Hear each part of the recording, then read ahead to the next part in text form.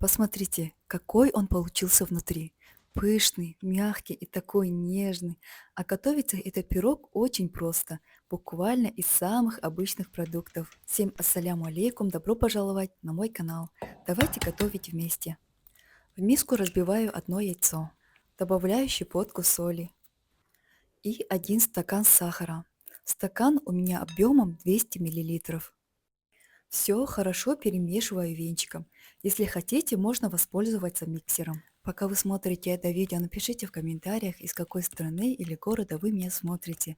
Просто интересно знать, куда попало мое видео. Добавляю 3 столовые ложки растительного масла и затем вливаю 1 стакан молока.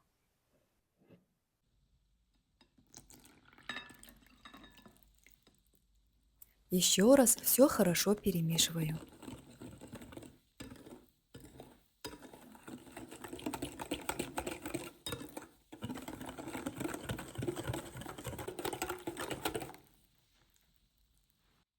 Для аромата и вкуса добавляю 1 пакетик ванилина.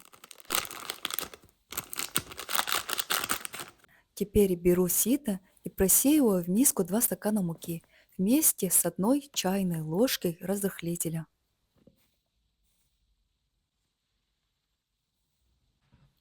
Немного перемешаем лопаточкой.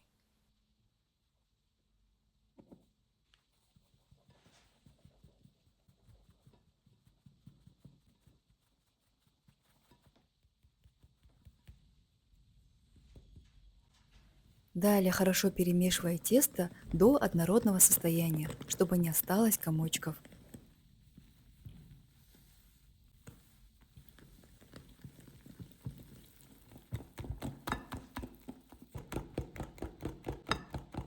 Тесто должно получиться примерно как густая сметана.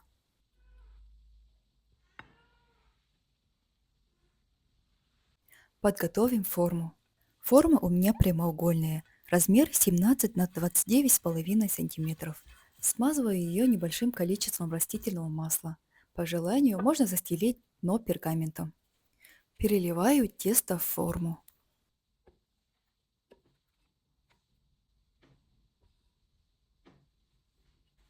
Отправляю в заранее разогретую до 180 градусов духовку примерно на 30 минут. Но прежде всего ориентируйтесь по своей духовке, ведь она у всех разная. Наш пирог готов. Готовность проверяю деревянной палочкой или шпажкой. Если она выходит сухой, пирог готов. Я еще по желанию посыпала сверху сахарной пудрой, но можно обойтись и без нее. А теперь самое интересное. Разрезаем и смотрим, какой он получился внутри.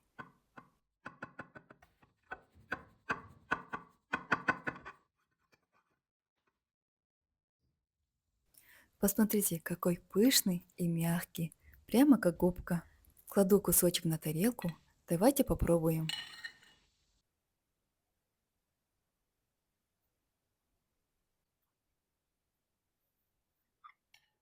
Получается очень мягкий, нежный и ароматный пирог. Обязательно попробуйте приготовить. Спасибо, что досмотрели это видео до конца. Желаю вам приятного чаепития, хорошего настроения и побольше вкусных моментов.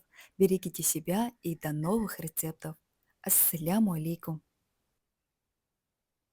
Самый ленивый рецепт пирога, который всегда получается. Никаких весов, миксера и сложных ингредиентов. Всем ассаляму алейкум, добро пожаловать на мой канал. Давайте начнем. В миску разбиваю 2 яйца. Пока вы смотрите это видео, напишите в комментариях, из какой страны или города вы меня смотрите. Просто интересно знать, куда попало мое видео. Добавляю полстакана сахара. Если варенье очень сладкое, сахара можно добавить меньше. Лучше потом подать пирог с сахарной пудрой, чем сделать его приторным. Забыла сказать, что у меня стакан объемом 200 миллилитров. Все хорошенько перемешиваем. Для баланса вкуса добавляю немного соли. Теперь вливаю 1 стакан кефира. Добавляю чайную ложку соды и 1 стакан варенья. Сегодня у меня ароматное абрикосовое варенье. Оно придает пирогу красивый золотистый цвет и легкую фруктовую кислинку, но вы можете использовать абсолютно любое варенье, которое есть дома. Посмотрите, сколько появилось пузырьков. Это значит, что сода уже вступила в реакцию с кефиром и вареньем. Именно благодаря этому пирог получится пышным. Теперь вливаю 40 мл растительного масла. Это примерно четверть стакана. Просеиваю через сито 2 стакана муки. Этот простой шаг помогает сделать выпечку более воздушной и без комочков.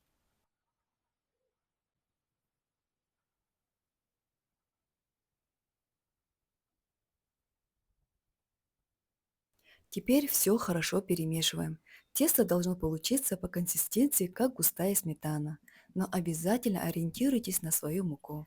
Если кефир и варенье жидкие, муки может понадобиться немного больше.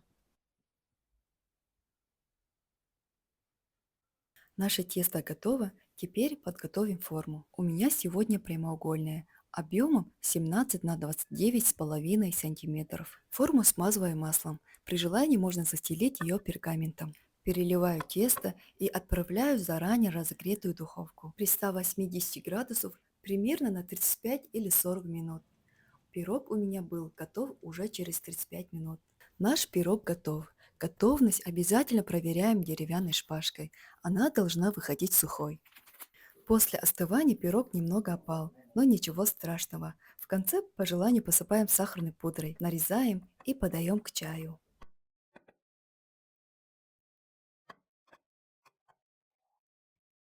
Посмотрите, какой красивый получился разрез.